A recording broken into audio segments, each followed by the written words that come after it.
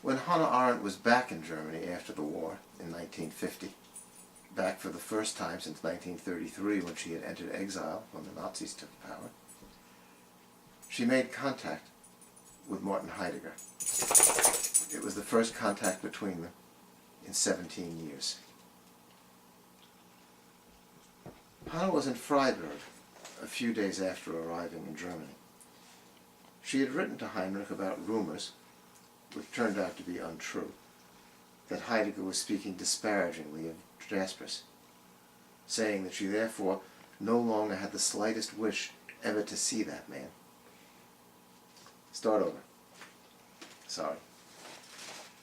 Take 82. When Arendt returned to Germany in 1950 for the first time after the war, for the first time really after she entered exile in 1933, the first time in 17 years, one of the things that she did was to make contact with Martin Heidegger. This was the moment of their reconciliation, and this is how I write about it. Hannah was in Freiburg a few days after arriving in Germany. She had written to Heinrich about rumors, which turned out to be untrue, that Heidegger was speaking disparagingly of Jaspers, saying that she therefore no longer had the slightest wish ever to see that man. Nevertheless, when she arrived at her hotel in Freiburg, she sent a note to him. Heidegger received it the following day, and, not having a telephone, came that afternoon to the hotel to deliver a reply, inviting her to visit at his home that evening.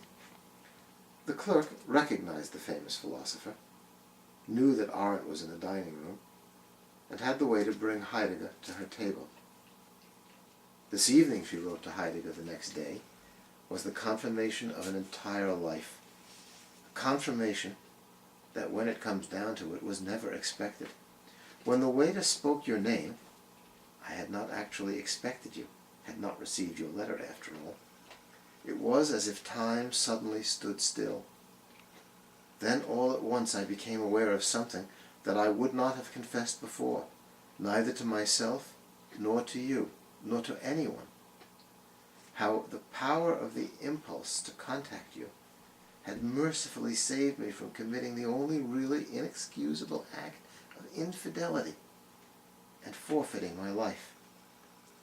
But one thing you should know, as we have had relatively little to do with each other, after all, and that not as openly as we might have, if I had done it, then it would only have been out of pride. That is, sheer, crazy stupidity, not for reasons. This was the joyous moment of reconciliation, an instant recognition of continuity of interest, affection, and attraction in a shattered world. They talked until late in the night, and the next morning there was a meeting with Elfriede at the Heidegger home, about which Heidegger was euphoric, even though Elfriede had spoken harsh words. The morning light, he wrote to Hannah that afternoon, had taken away something dark that hung over our early encounter and over our long distance waiting. He was ashamed of his original dishonesty with Elfriede, which he called an abuse of trust and a grievous failure. Now he hoped to put things right, so that, quote, a lively harmony and genuine mutual understanding might emerge among the three of them. The four, actually, because he also hoped to meet Heinrich Blucher.